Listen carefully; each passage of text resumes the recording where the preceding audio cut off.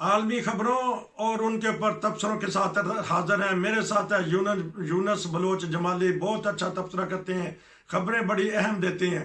नाजरीन, रूस के खिलाफ बहुत सारे मुबालक इकट्ठे हो गए हैं। क्यों इकट्ठे हुए हैं, मैं उनके पास चलता हूँ। जी अस्सलाम वालेकुम। जी वालेकुम सलाम। रूस भी अपनी हट दरमी ते कायम है, अपनी ताकत ते घमंड करन दिया है। क्या वजह है कि अभी तक रूस ने घुटने टेके? पूरी कौम पूरे मुल्क एक तरफ है, लेकिन रूस अभी तक हमले पे हमला कर रहा है, रॉकेट बरसा रहा है यूक्रेन के ऊपर। बताइएगा आलमी खबरें और क्या कहना चाहती है दुनिया उनको। जी। देखें, ये जो रशिया है, पुतिन साहब, ये इनकी बड़ी जबरदस्त स्ट्रेटेजी रही है अपने मुल्क के हवाले से।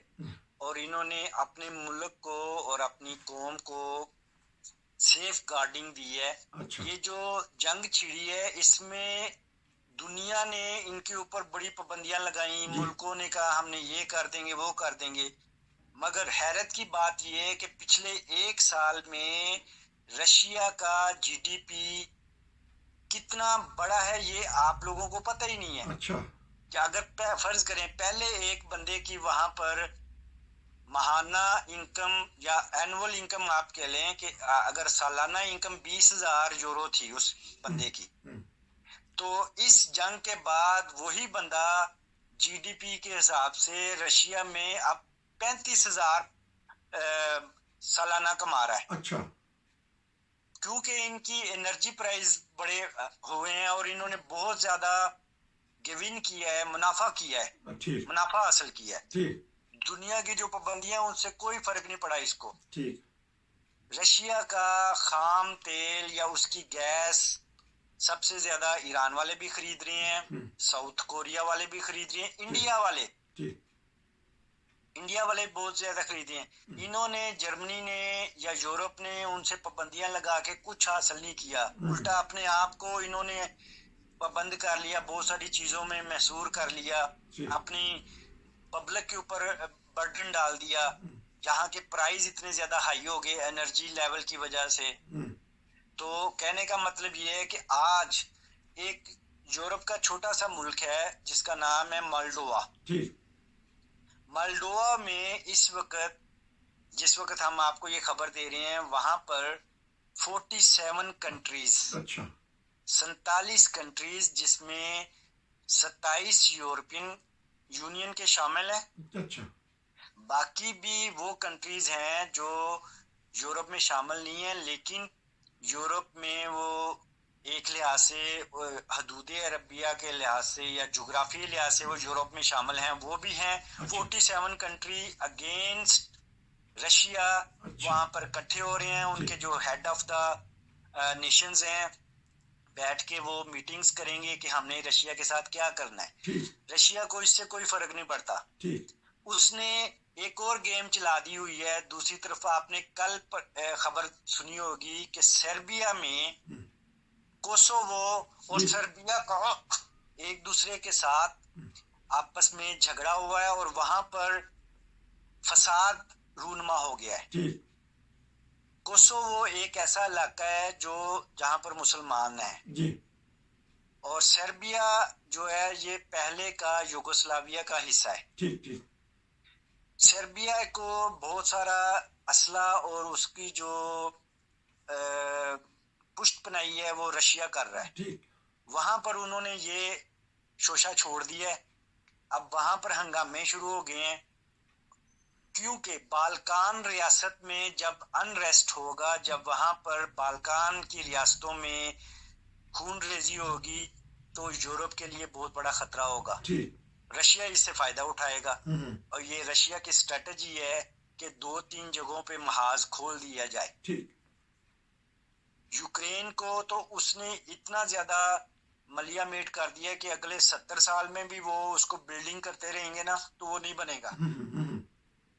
इसलिए यूक्रेन वाले जो हैं वो अभी भी अमेरिकन, फ्रेंच और जर्मन और नेदरलैंड, इनकी मदद से वो कुछ ना कुछ सरवाइव कर रहे हैं। ठीक।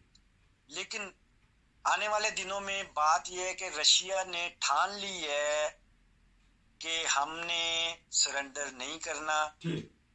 और उसके अगेंस्ट ये 47 कंट्रीज इकट्ठे हो गए हैं। मालदोवा में आज मीटिंग हो रही है। मालदोवा एक इतना छोटा सा मुल्क है कि आप समझे कि आपके जर्मनी का एक सूबा है ब्रांडनबर्ग, अच्छा उतना है वो पूरा एक मुल्क। ठीक।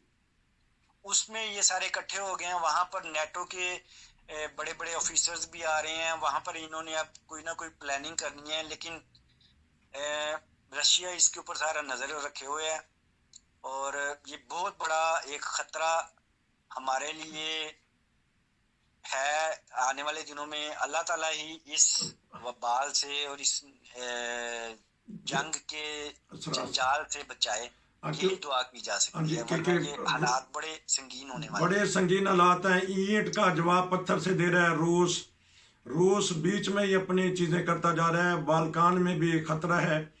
तो एक और खबर अगर आपके आ गई है नजर में, तो नहीं तो फिर कभी फिर इसके ऊपर करेंगे। उर्दन के वली अहद का निकाह सरेआम दिखाया जा रहा है पूरी दुनिया में। उससे तो जो गरीब मुसलमान ममालिक हैं एहसास कमतरी तो होगा। अगर आपकी अभी नज़र में खबर नहीं गुजरी तो फिर नेक्स्ट टाइम मैं इसके ऊपर आपसे तबसरा लूँगा कि वली अहद का निकाह दिखाना किस तरह जायज़ है। और सूडान और बहुत सारे जो गरीब ममालिक हैं वो तो कहत ज़्यादा हैं, और एक तरफ कहत साली है, एक तरफ अयाशी है। बहरहाल इसके ऊपर मैं लूँगा। एक और खबर थी आपके पास जो आलमी बात यह है कि ये जो आजकल का दौर है ये डिजिटल दौर है। अच्छा। इसमें हर एक के पास कैमरा है हाथ में। दज्जाली दौर इसी को कहते हैं। अच्छा। दज्जाल का मतलब है झूठ फैलाने वाला। दज्जाल दज्जल से निकला है। दज्जल का मतलब होता है फरेब, धोखाधड़ी, झूठ। और ये डिजिटल भी उसी से मिलता जुलता है। डिजिटल और दज्जाल दोनों के जो हरूफ है इनको सिमिलर है। ठीक हो गया। अच्छा, फिर दज्जाल के बारे में ये मशहूर है कि वो काना होगा। ठीक। वो एक आंख से काना होगा। अब मुझे ये बताएं, जो कैमरा है, कैमरे की एक आंख ही होती है ना। अच्छा, हाँ जी ठीक है। कैमरा किसने इजाद किया? अच्छा, ठीक हो गया। इन्हीं मगरबी कौमों ने। कहने का मकसद मेरा ये है कि ये जो दज्जाली फितना है ये आपके हाथ में आ चुका हुआ है। इसके साथ आप वीडियोस बना के अपलोड कर देते हो। उर्दन की जो बात आपने की है वली अहद की, उसने तो जो दिखाना था दिखा दिया। आप थोड़ी दूर पीछे जाएं जरा, आपके लंदन में ये जो नवाज शरीफ साहब का वो नवासा है कि क्या, उसकी जो शादी हुई है उसके ऊपर कितना करोड़ों खर्च हुआ है। ठीक है, उधर से भी चले जाएं, आप पाकिस्तान में चले जाएं। पाकिस्तान में जो चीफ जस्टिस था उसकी जो बेटी की शादी हुई है उसके ऊपर कितना बिलियंस खर्च हो गए हैं। इन लोगों को कुछ नहीं होता है यार, ये सिर्फ नमूतो नुमाइश करते हैं।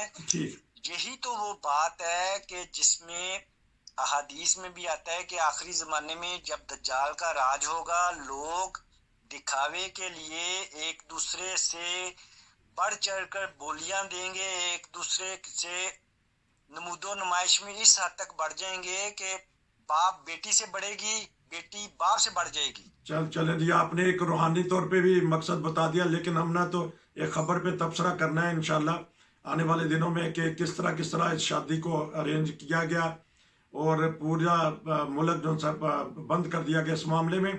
तो अगर कोई और खबर है या तबसरा करना चाहते हैं, खबर और थी मेरे जहन से निकल रही है, अगर कोई खबर है तो, नहीं तो फिर प्रोग्राम से आपसे इजाजत लें। जी, खबर ये है कि जो यूरोप से अलहदा हुआ है यूके, बरतानिया, ठीक, ये बहुत पछता रहे हैं इस वक्त। और ऋषि सुनक जो प्राइम मिनिस्टर है वो इस मीटिंग में वो भी शामिल हो रहा है जो मैंने आपको बताई है। मालदोवा में मीटिंग हो रही है। इसमें उसका मेन पॉइंट एजेंडा ये है कि वो किसी तरीके से यूरोप वालों को दोबारा राजी करे that UK can join again to European Union. अच्छा, ये कंफर्म खबर है या अंदाजा खबर है? ये उनकी बैक डोर में पॉलिसी भी है और उनकी ये बातचीत चल रही है। मगर वो क्या कहते हैं कि हाथों की लगाई हुई गांठें, अच्छा, वो दांतों से खोली जाएंगी अब ठीक है ना। ये यूके ने जो गिरा लगा दी हुई है यूरोप से निकलने के बाद ब्रेक्सिट की सूरत में, ये इतनी आसानी से वापस नहीं होएगी। बड़ा पापड़ बेलने पड़ेंगे, क्योंकि ये इनका जो चार्टर ऑफ डेमोक्रेसी है यूरोपियन यूनियन का, जी। उसमें भी ये बड़ा ही लंबा प्रोसीजर है। अच्छा।